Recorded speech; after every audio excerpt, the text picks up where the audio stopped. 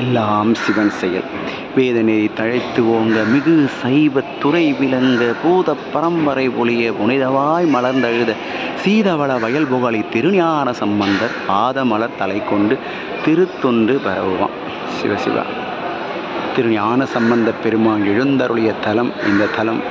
அருள் தரும் கற்பகாம்பாள் உணையாக உடனாகிய கபாலீஸ்வரர் பெருமான் நமக்கு அருள் செய்யும் தலம். இந்த தலத்திற்கு திருஞான சம்பந்த பெருமான் எழுந்தருளியிருக்கின்றார். சிவனேசர் என்ற தொண்டரின் பேர் அன்பின் காரணமாக இத்தலத்திற்கு ஞானசம்பந்த பெருமான் எழுந்தருளினார். சிவனேசரின் மகளான பூம்பாவையை உயிருடன் வரைப்பதற்காக பூம்பாவை நாகம் தீண்டி உயிர் துறந்த காரணத்தால்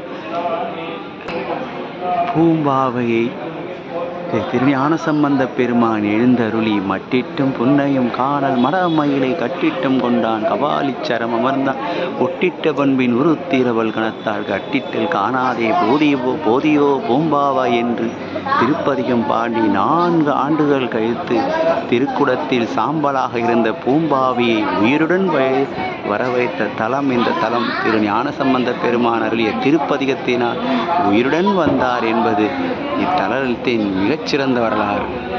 திருஞான சம்பந்தர் என்ற பெயரை கூறுவதற்கே நாம் பல பிறவிகளில் தவம் செய்திருக்க வேண்டும். ஏனென்றால் சீர்காழியில் அம்மையப்பரிடம், அதாவது ஆரணமும் உலகேயும் மீண்டருளி அனைத்தினுக்கும் காரணமாய் வளம் பெருகு கருணை திருவடிவான சீரணங்கு சிவபெருமான் அருளுதலும் சென்றணைந்து வாரினங்கு திருமுலைப்பால் வல்லத்தே கரந்தருளி. எல்லாம் வல்ல அம்மையப்பரிடம் உமையம்மரிடம் ஞானப்பால் உண்டவர் அல்லவா? அதில் ஞானப்பாலில் என்ன கொடுத்தார்கள்? எண்ணறிய சிவஞானத்தை குழைத்தருளி, எண்ணறிய சிவஞானத்தை குழைத்து தந்து அந்த பாலினை உண்டதால் சிவஞானம் பெற்று நமக்கு திரு கடைக்காப்பு கொடுத்தவர் அல்லவா திரு ஞான சம்பந்த பெருமான். நின்றசே நெடுமாறனுக்கு வெப்பு நோய் வரும்போது திரு ஞான சம்பந்தர் என்ற பெயரை கேட்ட உடனே அவர் உடலில் ஒரு மாற்றம் வந்ததாம். திருஞான சம்பந்தர் என்ற பெயரை சொல்வதற்கே நாம் பல பிறவிகளில் தவம் செய்திருக்க வேண்டும். திருஞான சம்பந்த பெருமான் எண்ணறிய சிவஞானத்தின் அமுதம் குழைத்தருளி உன் அடிசில் இது என ஊட்ட உமையம்மை எதிர்நோக்கும் கண்மலர் நீர் துடைத்தருளி கையில் பொன்கிண்ணம் அளித்து அண்ணலை அங்கு அழுகை தீர்த்து அங்கனார் அழு புரிந்தார். எத்தனை பெரிய கருணை!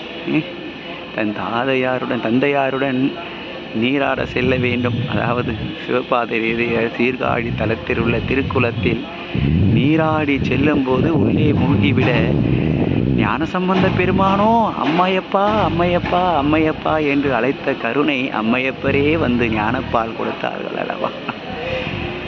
நாம் திருஞான சம்பந்தர் பெயரை கூறிக்கொண்டே இருக்க வேண்டும். நாம் திருஞான சம்பந்தர் குரு பூசை நாளை நெருங்கிக் கொண்டிருக்கின்றோம்.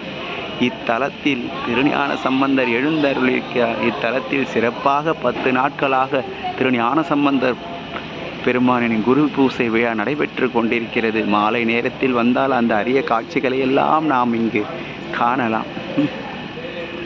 சிவசிவா. யாவர்க்கும் தந்தை தாயெனும் இவர் இப்படி அளித்தார் ஆவதனால் ஆளுடைய பிள்ளையாரை அகில தேவருக்கும் முனிவருக்கும் தெரிவறிய பொருளாகும் தாவில் தனி சிவஞான சம்பந்தராயினார். எத்தனை கருணையால் அவர் சிவஞான சம்பந்தராயினார் அல்லவா? ஆகியதோடு மட்டுமல்லாமல் செம்மை பெற எடுத்த திரு தோடுடைய செவியன் எனும் மெய்மை மொழி திருப்பதிகம் பிரமபுரம் மேவினார் தம்மை அடையாளங்களுடன் சாட்டி தாதையார்க்கு எம்மை இது செய்த விரான் இவனன்றே என இசைந்தார். பிறவி பெருங்கலில் நீந்தார் இறைவன்றி சேர்ந்தார். இந்த பிறவி பெருங்கலை நீந்த வேண்டுமா? திரு ஞான சம்பந்தர் என்ற பெயரை கூறிக்கொண்டே இருந்தால் நாம் நீந்தி எல்லாம் வல்ல இறைவனிடம் சேரலாம். அந்த திருநாமத்திற்கு அத்தனை ஒரு ஆற்றல் உண்டு.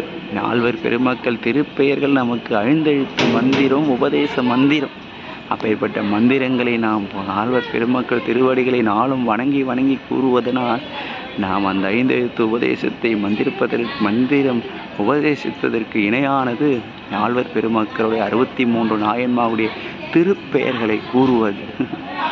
இந்த பிறவி என்னும் பெருங்கடலை நீந்துவதற்குத்தான் இந்த பிறவியை நாம் எடுத்து வந்துள்ளோம் என்பதை உணர்ந்து அதற்கு இறைவனடி சேர வேண்டும். அதுக்கு இறைவனடி சேருவதற்கான வழிகளைத்தான் நாம் ஆராய்ந்து அதன் பின்னே செல்ல வேண்டும். அதற்கு எல்லாம் வல்ல பெருமான், கபாலீஸ்வரன் பெருமான் முதலில் நமக்கு குருவாக வர வேண்டும். அதற்கு நாம் என்ன செய்ய வேண்டும்? நாளும் திருக்கோயிலுக்கு சென்று அவரை வழிபாடு செய்து சிறு சிறு தொண்டுகளை செய்து வர அவர் நமக்கு குருவாக வருவார். சிற்றம்பலம், திருச்சிற்றம்பலம்.